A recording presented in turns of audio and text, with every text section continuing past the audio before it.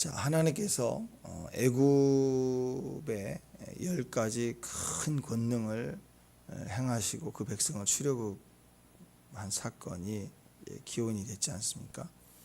그때 그 권능의 크기가 강력하고 온 세상의 중심이었던 애굽을 초토화시킬 만큼 뒤흔들 만큼 강력한 기적이었죠. 근데 그게 우연히 일어난 자연재해라면 한번 뭐 그럴 수도 있겠죠. 근데 그게 그런 어마어마한 일들이 연이어서 계속해서 하루하루 이렇게 10가지 큰 재앙이 일어났다는 것입니다. 그 말은 그 큰 권능의, 작은 권능이 아니라 엄청난 큰 권능의 크기만큼 구원의 역사가 컸죠. 그래서 이스라엘 200만 명 가까이 되는 또 동물까지 다 포함해서 출애굽하게 되는 엄청난 일이 일어나게 됐고, 또 그 권능이 크기만큼 애굽은 초토화가 됐다, 이렇게 봅니다. 그러니까 멸망의 때에 사람이 당할 수 있는 최악의 고통, 고난보다도 큰 고난이 임했다, 고통이 임했다. 동시에 반대로 보면 사람이 노력해서 변화될 수 있는 그런 성찰과 성숙과 변화와 치유가 아닌 초자연적인 변화와 능력과 계획하심과 우리를 돌보심이 또 역사한다, 또 이렇게 볼 수가 있는 거예요. 하나님의 언약의 백성들은 못나면 못난 대로, 더 나아가 죄를 짓고 무너지면 무너진 대로 또 하나님을, 예수님을 닮아가는 삶을 살게 돼 있고, 또 믿음에 서 있고 칭찬받고 또 성숙해 있으면 증인된 삶을 살아가는 데 있어서 예수님의 권능으로 인해서 우리에게 베푸신 그 예수님의 모습을 더 닮게 되어 있습니다. 우리는 그렇게 살아가게 되어 있습니다. 그래서 해석을 해보면 삼손이 그 사랑해서는 안 되는 사랑을 하잖아요. 나실인으로 성숙하고 교육받았던 그가 갑자기 이방 여인을 막 미친 듯이 좋아하는 거예요. 부모가 하지 말라고 하는데 안 되는 사랑을 시작하잖아요. 그렇게 계속 하다가 또 드릴라를 만나게 되고, 거기서 두 눈 뽑히고 또 머리를 다 밀리고 힘을 잃고 비참하게 연자맷돌 메고 이렇게 곡식이나 빠되고 조롱당하고, 그러다가 마지막 기도를 하고 그리고 나서 블레셋을 죽이면서 같이 죽지 않습니까? 그러니까 겉으로 보면 하지 말라는 거 제발 하지 말라, 뭐 그렇게 또 가볍게 볼 수도 있지만 자세히 영적으로 해석해 보면 예수님이 그런 모습이 있으셨어요. 예수님은 원래 죄인을 사랑하면 안 돼요. 하나님이신데. 근데 그 사랑을 하기 시작한, 술람이라는 버려진 여인을 사모한 솔로몬처럼 왕이 그 계달의 장막 같은 얼굴을 가진 오빠들도 귀하게 여기지 않아서 땡볕에 그냥 포도원지기로 보내버리는 밭일을 해야 되는 그 어미도 귀하게 여기지 않아요. 어미가 율법을 상징하고 막 그러잖아요. 그런 여인을 솔로몬 왕이 사랑하잖아요. 사랑한다고. 그 사랑을 시작한 거예요. 우리도 버려지고 우리는 도저히 귀한 존재가 아니고 지옥 가야 될 운명인데 하나님이, 예수님이 우리를 향한 사랑을 시작하신 거죠. 그래서 그런 모습 속에 삼손도 교육이 필요하고 잘못된 부분이고 부정을 선택하는 것처럼 보이는 그 속에 또 그가 그 죄의 모습으로 결국은 두 눈 뽑히고 고통스럽게 죽어가는 모습도 예수님의 십자가의 삶을 이렇게 보여주고 있다. 다윗도 나중에 압살롬에 의해서 그 가족이 비참하게 막 죽고 또 형제간 칼이 돌고 다윗 조체도 쿠데타가 일어나서 도망가야 되고 막 이런 그 반역을 경험하는 것도 물론 다윗이 그 집안 안에 부정을 심었기 때문이라고 나와 있죠. 그 결과. 그렇지만 예수님의 삶 속에 예수님이 억울한 반역을 당하고 배신을 당하고 그랬던 예수님의 삶을 똑같이, 그리고 승리해서 다시 돌아오게 되는, 그래서 마하나임 두 군데로 나눠지는 영적 삶 속에 결국 십자가로 승리하고 우리가 또 다시 고난, 환난, 어려움이 있지만 다시 서게 될 하나님 군대가 돼서 서게 될 그런 예언을 예표하기도 하는 거죠. 시드기야, 진짜 이스라엘 멸망 우리가 예레미야 내내 보지만 진짜 화딱지 나는 놈이에요. 그렇지만 이 마지막 왕을 이렇게 보여주는 과정에서 그가 나중에 여러분 다 아는 내용 또 기록하고 있지 않습니까? 이때 두 눈 뽑히고 마지막으로 본 게 자기 아들 다 죽이고 두 눈 뽑히고 질질 끌려갈 때 바벨론이 보기에도 아주 징글징글한 거야. 배신했다. 그래서 오늘 3절에 보면 시드기야가 바벨론 왕을 배반했다. 하나님 앞에서 3절에 보면 여호와께서 예루살렘 유다에 진노하심이 그들을 쫓아내기까지, 그러니까 하나님 앞에서도 심판받을 상황까지 온 거고 용서가 안 되는 자리까지 온 거고, 또 바벨론 왕 입장에서도 영적인 걸 배제하고 일반 기준에 보더라도 이런 배신은 아주 그냥 보복을 해야 된다. 이렇게 교육이 필요하다, 가르침이 필요하다, 그런 상황인 거예요. 그러니까 그냥 정복해 죽인 게 아니라 그냥 다 눈 앞에서 신하들과 아들들을 다 죽이는 걸 보고 눈을 뽑아버리고 다 봤지 하고 뽑아버리고 이렇게 고통스럽게 끌고 갔다는 거죠. 이 모습도 시드기야가 잘못된 거고 정말 징글징글한 거 아니겠어요? 말 안 듣고 이런 거. 근데 그 모습조차도 십자가에서 고통스럽게 죽어가신 예수님, 죄 때문에 죽어가는, 이 시드기야 죄 때문에 이렇게 뽑히고 죽잖아요. 예수님도 우리를 대속해서 이렇게 고통 속에서 주님 죽으셨다. 이유는 죄는 아닌데 죄를 뒤집어쓰고, 죄는 의인이라도 누구라도 이렇게 고통스럽게 망하게 한다. 그 얘기를 또 계속해서 하고 있다라는 거예요. 그래서 가능하면 우리 삶 속에 다윗의, 특히 다윗을 보면 양면이 있죠. 고난 속에, 그 고통 속에 자기 죄, 자기 실수로 인한 고난을 경험하는 것도 예수님의 고난을 예표하고 있고, 또 한편으로는 다윗이 믿음으로 막 또 일어서서 기도하고 의지하고 하나님을 바라보고 했던 그 과정에서는 대승리를 통해서 예수님의 승리를 또한 마음을 품고 얘기하고 그런 일들이 있지 않습니까?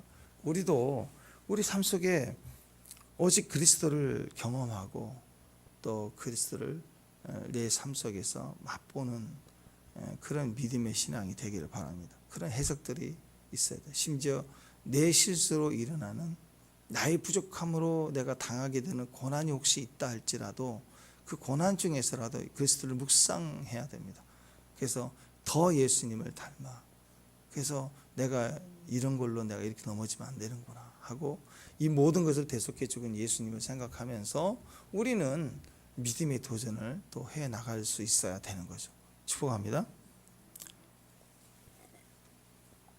그러려면 우리는 이순신 장군의 역사적 사건을 기억하면서 나라의 충성이나 뭐 이런 가지 본받기 위해서 성경을 읽는 게 아니에요. 성경도 물론 기록이긴 하지만 뭘 기록했냐? 살아계신 하나님에 대한 주님의 뜻과 마음을 기록해 놓은 거예요. 그러니까 역사적인 사건을 배우고 교훈받고 위인전 읽고 있는 게 아니고, 이순신 장군이 훌륭해도 돌아가셨잖아요. 어떤 인간은 다 인간일지라도 다 죽어요. 정복자나 위대한 인물도 다 죽어요. 예술가도 다 죽고. 그러나 예수님은 살아계신 분이세요. 그래서 우리가 사람 본받자고 하는 게 아니라 우리는 그분의 그 마음, 그분의 메시지를, 그분의 정신을, 그분의 영적 스피리추얼 파워를 내가 내 삶에 나의 것으로, 내가 내 삶을 그런 부정과 죄악됨과 이런 세상 속에서 우리가 하나님의 사명을 감당하기 위해서 우리가 그렇게 살아가는 겁니다. 그러니까 성경을 볼 때 교훈을 받는 게 아니에요. 반성, 교훈, 적용 이렇게 가는 게 큐티가 그렇게 끝난 게 아니라고. 맨날 머리만 굴리고 적용은 똑같고 그렇게 또 삶은 변화가 없고 맨날 깨닫기만 하고 마는 거예요. 그렇게 하는 게 아니라 메시지죠. 메시지가 있어요. 메시지를 듣는 거예요. 그 말은 하나님의 음성이죠. 하나님의 음성. 우리가 이순신 장군 정기문이나 뭐 이렇게 또 역사적 그 박물관을 이렇게 관람하면서 음성을 듣는 건 아니잖아요. 그죠? 음성을 들었다고 얘기했잖아요. 교훈을 받고 그분이 그렇게 충성됐구나. 뭐 이렇게 좀 반성도 하고 뭐 그럴 수는 있지만 음성을 듣는 건 아닙니다. 이성적이고 사고적으로 내가 깨닫는 건 있겠죠. 그러나 성경은 그렇게 이성적으로 깨닫는 게 아니에요. 영으로 만나지는 거고 내가 음성을 듣는 거예요. 메시지는 음성을 듣는 거라고. 그래서 우리는 평생에 뭐가 필요하냐? 인격으로 살려면 음성을 들어야 돼요. 그 핵심이 지금 바벨론을 기준으로 볼 때 물질 만능, 물질, 돈으로 가면 교만해지고 갑질하신 분들, 그 다음에 막 음란하고 가증한 것은 내면이 가득 차 있고 오늘만을 위하여 막 살고 막 그렇게 돈 하면 기계적이 된다고 그랬죠. 비인격화가 되고 기계적으로 살게 되고 피와 눈물도 없이 이익을 위해서만 뛰고 나라도 국가도 막 다 팔고 막 그런 거예요. 가족도 다 팔고 그게는 음성이 없어요. 하나님 음성이 들리지 않아요. 신앙생활 하면서도 자꾸 기계적으로 주님 앞에 음성을 들으려고 하는 사람들이 있어요. 항상 뭘 봤대요. 뭘 보인다, 봤다, 매도 며칠이다. 이게 다 기계적으로 반응하는 사람이에요. 하나님 음성을 기계적으로 접근하는 사람들은 사명이다, 막 살아야 된다, 굉장한 메시지를 주거든요. 근데 하나도 도움이 안 되는 거예요. 한번 생각해 봅시다. 3살짜리, 5살짜리 아들이, 우리 아이들이. 근데 지금 뭐 진짜 전쟁이 난다고 합시다. 지금 북한이 쳐들어오는데 일주일 뒤에 선전포고를 했어요. 그럼 피난 가야 된다. 그럴 때 애들이 알까요? 그거? 얘기해 줘도 야 일주일 뒤에 전쟁 나 피난 가야 돼. 그러면 알까요? 그냥 소풍 가는 줄 알고 장난감이라 챙기겠지 뭐. 몰라요. 그러니까 굳이 그 얘기를 안 하고 엄마 아빠만 잘 따라와야 돼. 무슨 일이 있어도. 아이들에게 최대한 눈높이로 낮춰서 얘기를 해주지만 다 얘기 못하죠. 이건 대통령 때문인 거야. 막 이건 나라가 이런 거야. 그런 얘기를 한들 알겠냐고 아이들이. 모르죠. 이건 미국이 그런 거야. 그거 알겠냐고 지금. 우리도 마찬가지입니다. 하나님의 음성을 기계적으로만 접근하는 사람은 성숙하지 않아요. 인격이 없으니까 기계적으로 반응해서 신앙생활을 하니까 성숙하지 못해. 성숙하지 못하면 피도 눈물도 없이 물론 그의 나라와 의를 위해서 우리 자신을 찢어야 되고 결단하고 순교해야 되고 그런 게 있지만 그것은 오직 하나님을 위해서만 한다는 것 때문에 모든 것을 막 무관심하라는 뜻은 아니에요. 가족도 팽개치고 뭐 자신도 팽개치고 그런 게 아니라고 소중한 걸 누구보다도 소중해요. 내 자식 소중할 줄 알아야 돼. 신앙인들이 내 자식 소중할 줄 알아. 내 친구 소중할 줄 알아. 내 남편, 내 아내 생명보다 더 소중할 줄 알아야 돼. 그럼에도 그걸 부인하고 결정적인 순간에는 주님을 선택하는 거. 그게 신앙이라고요. 신앙생활 하다 보면 진짜 피도 눈물도 없어요. 기도한다 그러면 앞뒤 안 가리고 대화도 안 되고 뭘 봤네 그것만 생명 걸고 뛰고 있고 막 제정신이 아닌 거 어떻게 보면 미친 사람들처럼 사는 사람들이 있다고. 그건 아니에요. 그런 모습이 아니다. 그게 기계적인 거예요. 그래서 그분들이 받은 메시지 무슨 뭘 봤네 뭐 전쟁이네 보면 거기에 아무런 가치가 없어요. 근데 거기에 또 현혹되고 미혹되고 막 그런 거죠. 아니 약장수들이 뭐 이건 날마다 오는 거냐 얘들은 가라 막 그러고 있는 게 그게 막 굉장한 우리 안에 인생의 변화를 줄 만한 능력입니까? 아니죠. 아니라고 한 번만 먹어봐 막 그런 거. 그 약이 막 정말 막 저거만 먹으면 막 여기 광대뼈가 녹아서 들어간대. 에? 그런 게 믿어지냐고요. 큰일 난다고. 벌써 뭐야 10몇 년 전에도 옛날에 이제 동화암역 앞에서도 그런 일이 있었어요. 어떤 분이 그 앞에 약장수가 나와가지고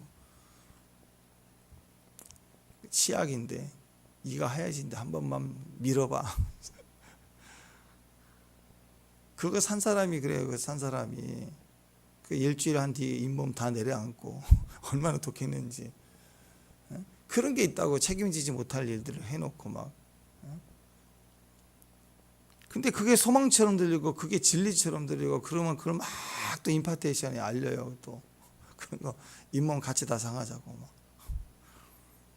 그러니까 여러분 음성이라는 것은 그런 거예요. 딱딱 떨어지는 명령, 지령 그런 거 아니라고. 음성의 99%는 우리의 생명과 인격과 관련된 내용들입니다. 그것 들어야 사명도 들려요. 그거 듣지 않으면 잘할 수가 없어요. 기계적인 사람이 돼버리면, 성경 말씀을 기계적으로만 접근하면, 그리고 인격을 경험하지 못하면 하나님이 그 잘하지 않은 사람에게 명령, 예레미야처럼 뭘 감당하고 책임져야 될 명령의 말씀을 안 해주셔요. 2차적 말씀을 안 해주신다고. 그런데 우리는 인격적인 말씀으로 들어본 적이 없어. 성경 말씀을 명령서로만 듣고, 그리고 계시만 받으려고 그래요. 그러면 주시겠냐고. 하나님이 절대 안 줘요. 아직 5살인데. 그러니까 우리는 이 음성이 필요합니다. 또 나아가 이 아이가 청년이 되고 어른이 되고 또 사회적으로 국가적으로도 예를 들어서 그 나라의 군대 장관이 참모총장이에요. 군사력의 힘을 국방부 장관이 됐어요. 합창이 됐어. 합창장. 그러면 부모 말이 명령은 아니겠죠. 그죠? 그잖아요. 법의 권한 안에서 군사력을 움직일 수 있고, 대통령이 직속 상관이니까 대통령령에 의해서 뭐 전쟁이다 준비하라 그러면 거기에 군사력 움직일 힘이 거기 있는 거지. 명령 듣는다는 것은 자기 부모가 전화해서 야, 너 어떻게 해라 그걸 듣고 움직일 수는 없죠. 그러나 그렇게 사회적으로 책임을 질 만한, 명령을 들을 만한 위치가 돼도요, 부모와 매일 대화하면서 가족관계에서 들려진 음성이 있어야 돼요. 왜야? 그래야 사람 속에 있는 인격과 존재성과 생명력에 대한 가치가 풍성해진다고. 그러니까 진급이 되고 군사력이 되고 나라를 흥망성쇠를 판단할 수 있는 위치가 정치인이 될수록 점점 기계적인 사람이 돼버린다. 부모들 다 배제하고 친구 다 배제하고 올라간다. 그건 이상한 사회가 돼버리는 거예요. 그 결정권을 가진 사람들 때문에. 그러니까 가족과의 친밀함이 유지되고, 그 음성이 따뜻함을 유지되고 소중함을 유지되면서 냉철한 판단을 할 수 있는 위치의 명령서를 따라가면서 그렇게 인격화된 인물이 위대한 결정을 하고 보호를 하고 희생도 하고 그런 거죠. 그러니까 영화나 이 스토리상에서 보면 굉장히 그 독선적이고 독단적이고 극단적인 막 그 명령을 해야 되는 그런 상관이나 그런 분들 있잖아요. 그래서 막 전투하면 이기는데 점점 부작용이 생기죠. 부하들을 희생시키고 막 말도 안 되는 뛰어들어야 된다고 막, 이건 나중에 엄청난 부작용을 일으키기 시작하는 거예요. 그게 다 독재자들이 그런 거 아니에요? 옳고 그름 못 살자, 뒤집어 버리자. 그래가지고 막 다 모아서 뒤집어 버린 다음에 그 다음에 없는 거예요. 그 다음에 계획이 없습니다. 왜? 따뜻하지 않으니까. 계속 유지하기 위해서 또 죽이는 살인 병기가 되는 거예요. 인류 역사의 독재자가 다 그런 겁니다. 그래서 여러분, 우리가 지금부터 하나님 음성 그러면요, 일단 99%는 우리가 아무리 뭐 예레미야처럼 국가적인 예언을 하는 그런 위치가 된다고 해도 하나님은 여전히 우리에게 인격을 통해서 주시는 음성을 계속 말씀해 주세요. 지금 우리에게. 그게 나라를 결정하고 내 당장 내일을 결정하는 것 같지 않는 거예요. 왜? 이런 음성들은 대부분이 사랑한다, 야 조금 인내해라, 이런 음성들이거든요. 이거 계속 들으셔야 돼요. 이게 안 들리면 기계적으로 되어 있는 거예요. 국가를 위해서 또는 기업을 위해서 정말 중요한 결정을 해야 되고 잘못하면 피해가 심하고 그걸로 인해서 자기 혼자만이 아니라 자기 기업의 수많은 기업이 무너지게 되면 수만 명의 기업 식구들이 가정에 어려움을 당할 수도 있잖아요. 그러니까 굉장히 결정되기 어려울 때 부모가 전화해서 야 A로 해라 B로 해라 그러지는 않죠. 그렇지만 왜 전화했니? 너 많이 힘들지? 괜찮아, 너 잘해왔잖아, 사랑한다. 뭐 부모가 이런 대화 잠깐 하고 나면 어떤 걸 결정해야 되는지를 안다고. 그런 힘이 바로 1차적인 음성에 있는 거예요. 아이가 태어났을 때 아이는 인지 능력이 있나요? 아이가 태어났을 때 엄마, 아빠, 뭐 한국말, 뭐 영어 이렇게 이해를 해요. 인지 능력이 없어요. 애들은 눈도 다 흑백에 처음에는 그 모빌이 다 애들 그림책 0세부터 나오는 그림책들을 보면은 흑백이죠. 흐물흐물하고 흑백으로 보인다고, 칼라를 안 보인다고. 그러다가 점점 지나면서 칼라가 보이고 우리 엄마 얼굴이 칼라네 이쁘네. 그때까지 시간이 걸려 처음부터 칼라로 안 보인다고. 여러분의 아름다운 칼라색이 안 보인다고 애들한테. 듣는 것도 마찬가지고 점점 이렇게 인지 능력이 생기는 거라고 애들이. 그러니까 인지 능력이 없는 아이에게 엄마는 계속 멋진 모습을 보여줘. 또 부드럽게 얘기를 해줘. 뱃속에 있을 때부터 청각부터 발달되니까 엄마 이야기를 들려주지 않습니까? 만져주고 보호해주고 얘기해주고. 그런 아이는 몰라요. 그리고 2살, 3살 이렇게 되시면 소통이 되죠. 3살쯤 되면 그때는 엄마가 말하기 시작하는 것이 아니라 엄마는 처음부터 얘기를 했던 거예요. 애가 3살쯤 돼서 인지 능력이 생길 때 그때 엄마가 막 얘기해 주는 게 아니라 엄마는 원래 처음부터 얘기를 하고 있었어요. 우리가 영으로 죄인 되었을 때 하나님을 모를 때부터 하나님 계속 말하고 계셨고, 우리가 잉태되는 과정에서 거듭나서 이제 하나님을 조금 인격적으로 경험하게 되고 또 어떻게 하나님을 인식하고 하는 음성을 듣고 하는 수준이 되기까지 전에도 하나님은 계속 말씀해 주고 계셨던 거예요. 우리는 몰랐던 거지만 지금도 지금 말씀해 주고 있는 거 모르는 거예요. 근데 사람에 따라서 기도하고 또 말씀을 순종해 가는 과정에서 하나님의 음성을 듣고 순종하는 삶이 될 때 그때 내가 듣는 것 같지만 훈련을 통해서 듣는 것 같지만 원래 말씀하고 계셔. 온 천지 우주가 하나님이 나를 향한 사랑의 음성으로 지금도 계속 말씀하고 계셔. 그걸 몰랐던 거예요. 인지를 못했을 뿐이지. 그러니까 신앙생활 제대로 해야 됩니다. 바르게 자라가야 돼요. 인식해야 됩니다. 그때 하나님 나를 향한 사랑을 말씀해 주시는구나. 근데 그 음성이 하나님 음성을 듣게 되면서부터 하나님은 뭐 좌로 가라 우로 가라 뭐 세 발자국 뒤로 가라 이렇게 안 하신다고. 그냥 무한한 사랑으로 물어봐 주는 거고 대화해 주는 거고 함께 해 주는 거고. 이 음성이 진짜예요. 이런 음성이 지금 내가 내일 당장 A냐 B를 결정해야 될 상황에 당장 도움이 안 되는 거. 우리는 그런 음성을 원하거든요. A다 B다 꿈에 탁 떨어지는 거 그걸 막 원할 때가 있거든요. 근데 하나님의 음성은 대부분 그렇게 오지 않아요. 99%가 사랑한다 그래요. 아니 저는 A나 B를 원하는데요. 사랑해. 근데 그게 들려져야 돼요. 그 말은 뭐예요? 네가 무엇을 결정하든 넌 잘 될 거야. 그리고 어떤 결정은 내가 원하지 않아. 사랑한다 그 속에는 이건 하지 말아야지. 네 마음에 걸리지 않니. 막 여러 메시지가 있는 거예요. 사랑한다는 속에는 다 하라는 메시지가 있고 해도 된다는 메시지가 있고 원래는 원하지 않지만 좀 해봐. 깨달음이 있을 거야. 그게 메시지도 될 수도 있고 그거 절대 해서는 안 돼.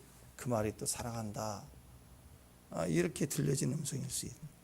그래서 그 과정에서 작은 것들을 결정할 수 있는 힘, 지혜 이게 다 사랑의 음성이에요. 우리 이 음성을 계속 들어야 돼. 여러분이 대통령이 돼도 들어야 되는 음성이에요.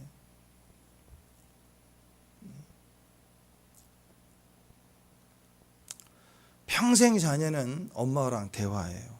말하고 듣습니다. 부모로서 여러분이 자녀와 대화하는 데 있어서 지금도 시집장가도 갔지만 어떤 대화를 원하세요? 부모로서. 뭐 이번에 뭘 투자하고 뭐 어디를 가야 되는데 물론 그런 좋은 소식 듣고 기도해주고 그 대화의 일부이긴 하지만 부모가 원하는 대화는 그냥 전화 한 통화 하는 거. 더운데 뭐해? 뭐 드셨어요? 막 이렇게 물어봐 주는 거. 뭐 괜찮아요? 관심 가져주는 거. 이런 음성이 더 큰 거 아니에요? 큰 음성 아니에요? 왜? 우리는 사랑이니까. 근데 이 사랑을 기계적으로만 경험한 아이들은 부모가 대기업 총수면 아이는 부모한테 부모잖아. 아무리 대기업 총수고 대통령이어도 부모 자식은 전화해서 더운데 어떻게 지내요? 뭐 드셨어요? 뭐 이게 가족 안에 사랑의 대화지. 대기업 총수나 뭐 힘 있는 자면 아이들은 맨날 뭘 원하겠어요? 저 빌딩 놔줘.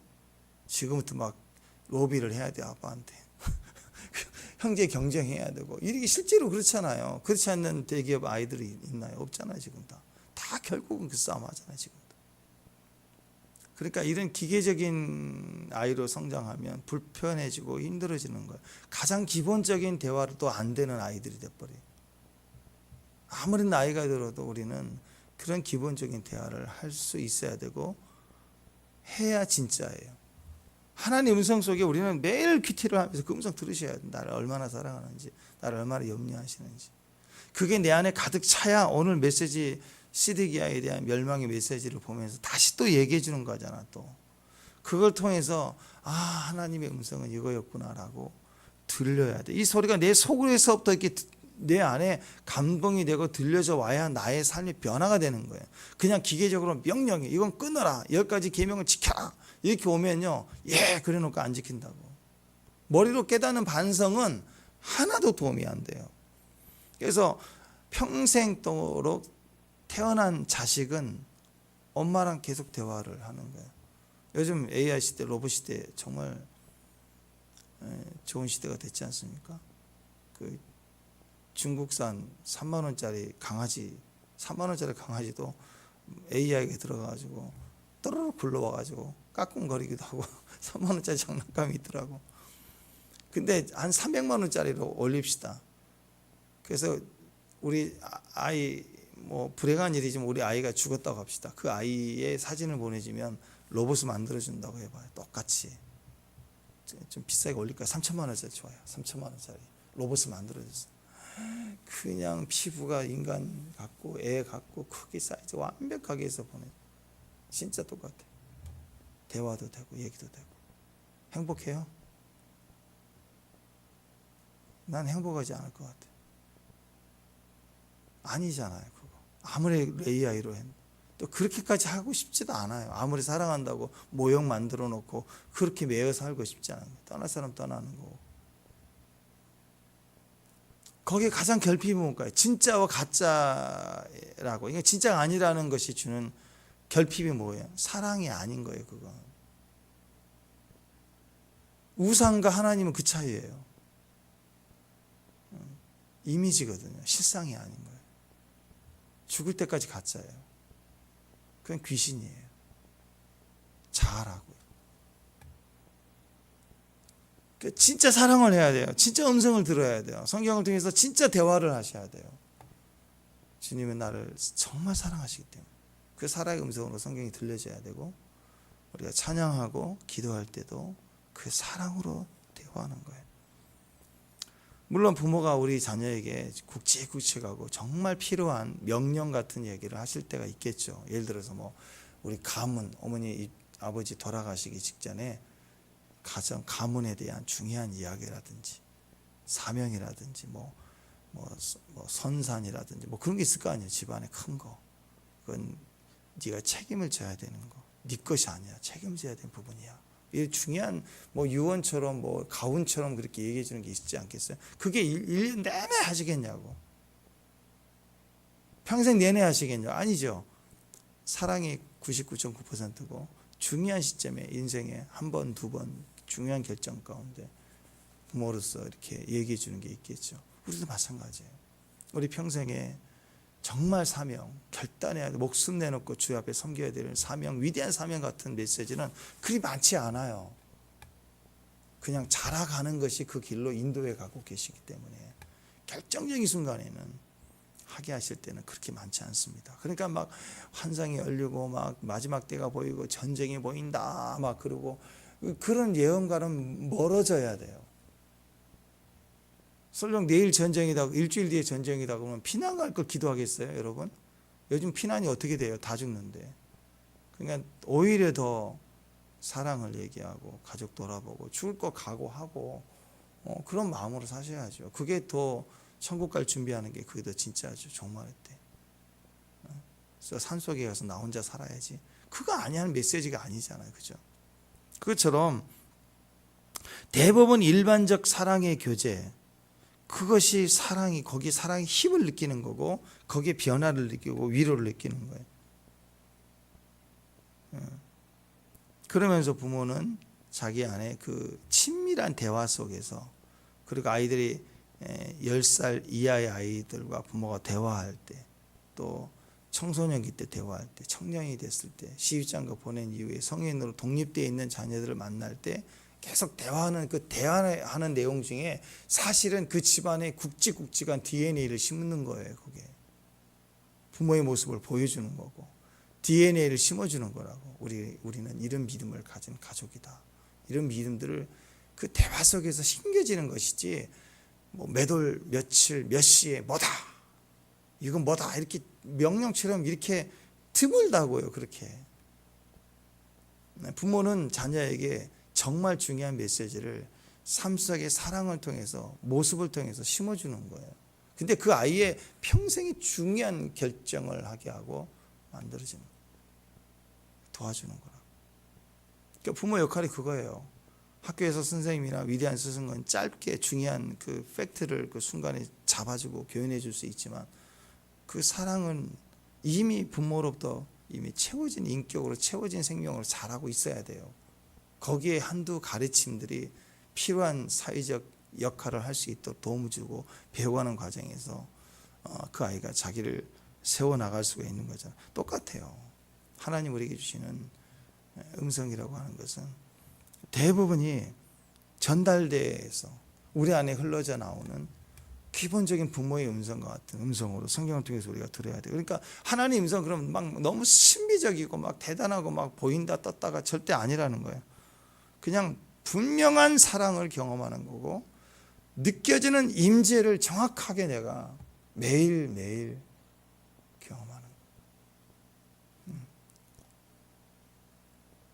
객관적으로부터 엄청난 임팩트 있는 강력한 어떤 능력이나 메시지가 아닌 것 같아도 매일 있고 늘 듣는 음성이 그게 성경이에요. 그러니까 부모님 대하듯 가끔씩 여러분 뭐 친정 엄마 또 부모님들 통화할 때가 있잖아요. 그런 거예요. 계신 줄 알고 늘 느끼고 한 번씩 언제든지 전화하면 대화하고 뭐 그렇게 하는 거. 근데 그게 관계라고 그게 살아있다는 거. 근데 한번 생각해 보세요.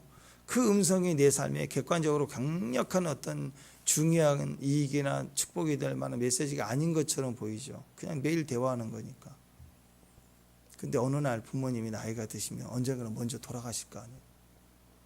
그리고 이제 내 기억 속에만 이제 부모님이 이제 돌아가신다고. 그러면 우리 안에는요 굵직굵직한 메시지가 안 들리기 때문에 굉장한 일이 벌어질 것 같지만 그것 때문에 힘든 게 아니고 늘 대면하고 이야기했던 그 대상, 늘 받아왔던 기본적인 사랑이 끊긴다는 상실감이 큰 거예요. 그게 인생의 가장 중요한 거라고. 그러니까 여러분 진짜 가치는 그냥 대통령 옷 벗을 날이 오죠. 용을 해먹는 거 아니잖아요. 그렇게 중요한 게 아니에요. 그런 결정들은 뭐 전쟁이 온다, 뭐 적그리스가 출현한다. 왜 거기에 방방 뜨냐고. 우리는 그런 음성. 마지막 지금 시드기야 때 나오는 게 다 그런 거예요. 자기 원하는 거. 여기냐 저기냐. 에레미야가 계속 바벨론의 포로로 잡혀가라고 한 메시지를 여기냐 저기냐 맞냐 틀리냐 가짜 선지자다. 요 싸움만 하고 있는 거예요. 그게 아니라 그 메시지 속에 있는 주님의 마음, 부모의 마음을 들었으면 순종이 쉽다고. 이제는 또 애굽으로 가겠대. 가지 말라. 부모의 마음은 가지 말란데 가. 거기가 소망이요 생명이요. 또 간다고. 또 나중에 머물러 있는 자들에게 바벨론 멸망한 심판이다. 돌아와라. 5%만 돌아와요 또. 자, 인간의 선택은 이 마지막 때 소문, 생각, 메시지들이 전달되올 때 뭘 듣기를 원하느냐. 여기가 이익이냐 저게 이익이냐 이게 맞냐 저기 맞냐라고 막 발발 뛰는 거예요. 그러니까 마지막 때가 될수록 혼돈이 오고 막 복잡해지는 사람들은 전부 기계적으로 움직이니까 기도로 뭔가를 결정하기만 바라니까 아니라고요.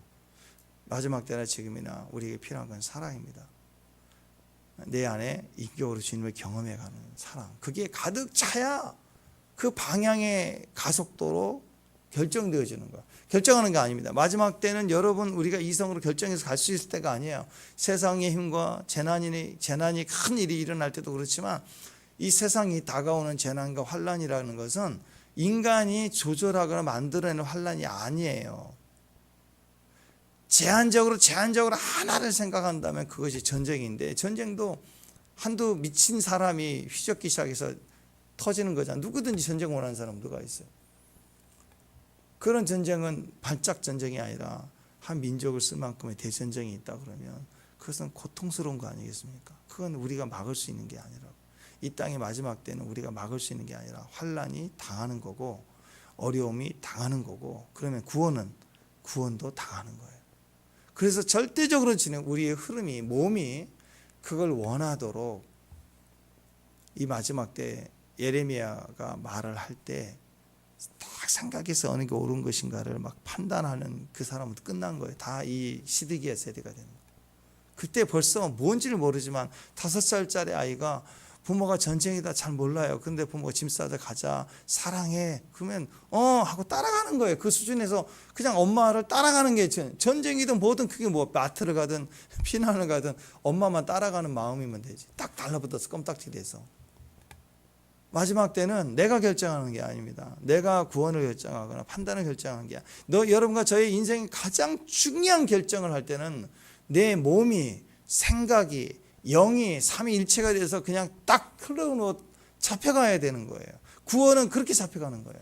내가 결정하는 게 아니라.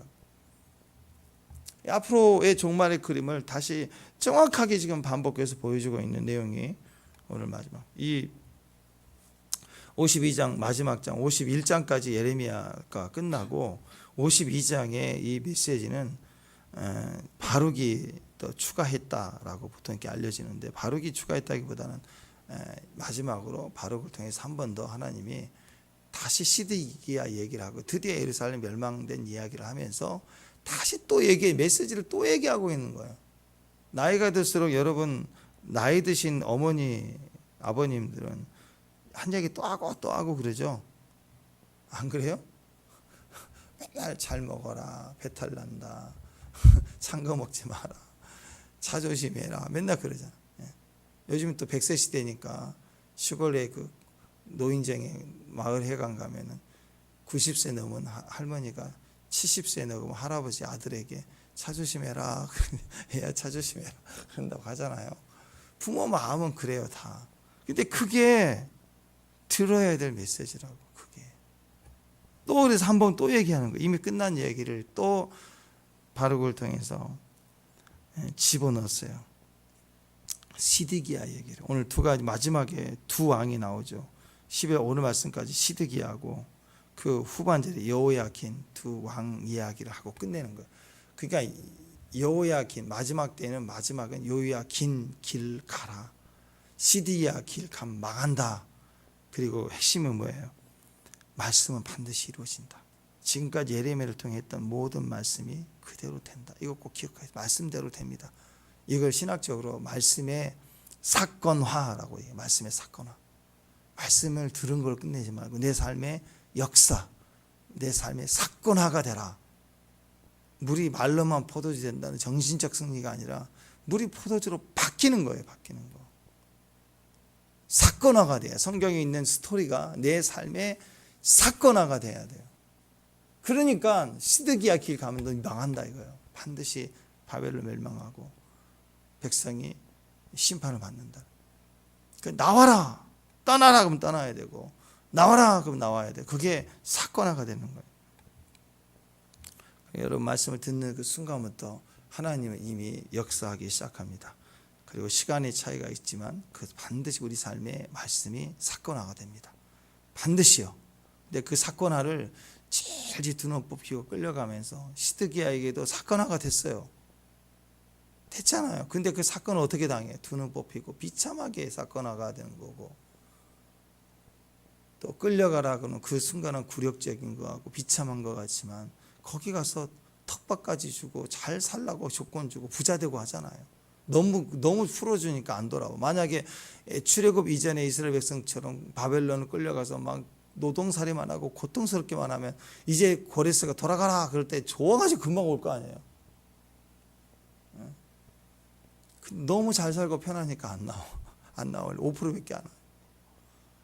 그렇게 하나님이 우리를 인도해 가실 때 겉으로는 구역적이고 비참한 것 같고 고향을 떠나가는 것처럼 보이지만 그게 우리 살 길이 되는 거예요.